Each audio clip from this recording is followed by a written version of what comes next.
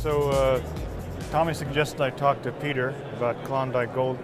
He and I have had a number of discussions about Klondike. I've never bought it. But now that Peter's running things, I want to learn what's going on. What's going on, Peter? Well, I got involved a year ago and spent a full year in corporate cleanup. Rectified a bunch of title deficiencies, rolled the company back, paid debts, rolled it all back, financed it. So we currently have $1.1 million in treasury. We've just announced an $800,000 exploration program coming for 2015. At the end of last summer in 2014, we basically went back to the original data and have located a fault system that has never been identified before that cuts right through all the Klondike schist, and a series of extensional fractures that come off this shear are generating the quartz veins that are responsible for the Klondike gold fields placer. And when we've mapped them, where they cut the individual creeks is where the productive parts of the creeks begin to pay. So we also did prospecting looking at the bedrock source of these things, have found and mapped quartz veins on surface, new ones. There's one that ran an average of 50 ounces over a 5-meter length. And so we're confident that we know that the veins are generating the gold that has been found in the Klondike. And the exploration program for 2015 and beyond is going to be to identify places where brecciation is intense, where the quartz veining is intense, if it's there, and see if we can find something that has economic characteristics. When I looked at this before, I mean, there was this one cut on the hillside. Yep. And that's basically all there was that was known about this. It was not very impressive, in my view. And then the company all of a sudden is over in Portugal doing something. Yeah. And it got kind of really weird. Yeah. But so this, getting back to the Klondike now, which is where you're going to focus, you're going to look for where these placers are. You're seeing these veins, but my suspicion is that what you're going to find is, you know, very, very short, chunky veins about like this, you know, like that. They're going to come and go, and it's going to be real hard to tie anything together into an actual ore body. And I agree that's there, and that's what's known. And again, looking at this from a structural model, the veins are there and they're spaced. And what I'm going to do is look at the intersection of the main shear where these extensional structures intersected.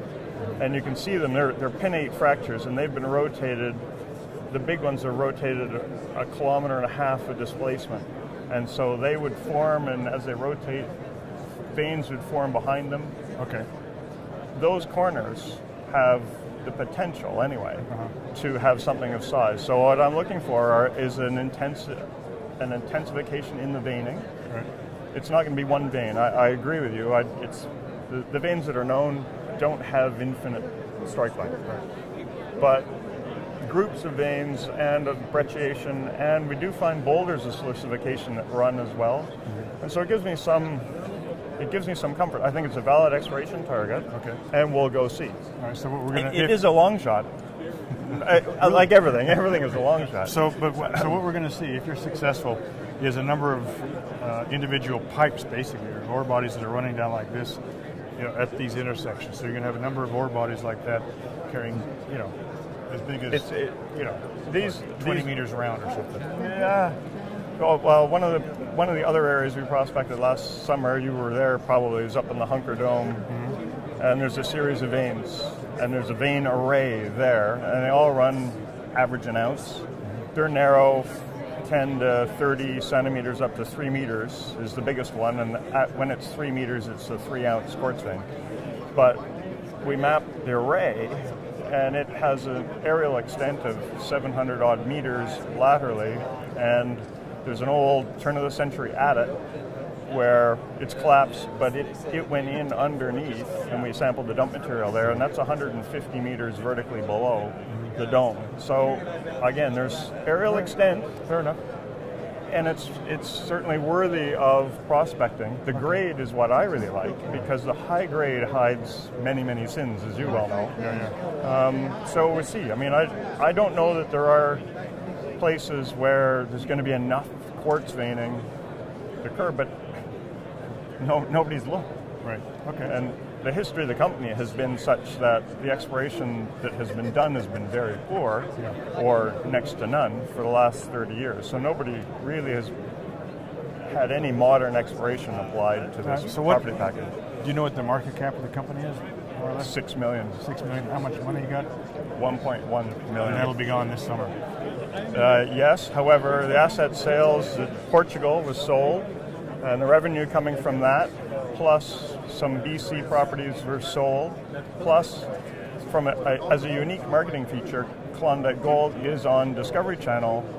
Gold Rush, it's that placer deposit, right? Which placers don't belong in public companies. It's a complete misuse of public company funds. I agree. So, but I optioned it, or I leased it to the Hoffmans. So I'm the evil claim lord on the Hoffmans, and we get a 20%. Gross 20%, net 15% royalty on the gold they produce. Okay. So the second last episode of the season airs tonight, and next week, Tuesday, is the finale. So I'm not allowed to say the total number of ounces that they produce, but it's material to the company.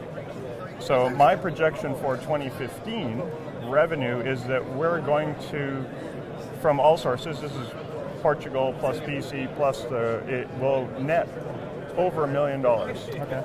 And we're going to spend $800,000. So from a company business point of view, I expect to exit 2015 with more cash than I started with.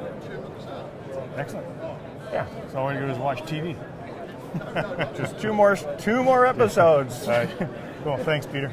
Cheers, Brent. Good luck. Nice seeing you again. Yeah, likewise. All right, so that was Klondike. It was good talking to Peter. Peter's really restructured, turned the company around. Smart guy, good concepts. I'm personally really dubious. I'll watch, but I'm not buying right now.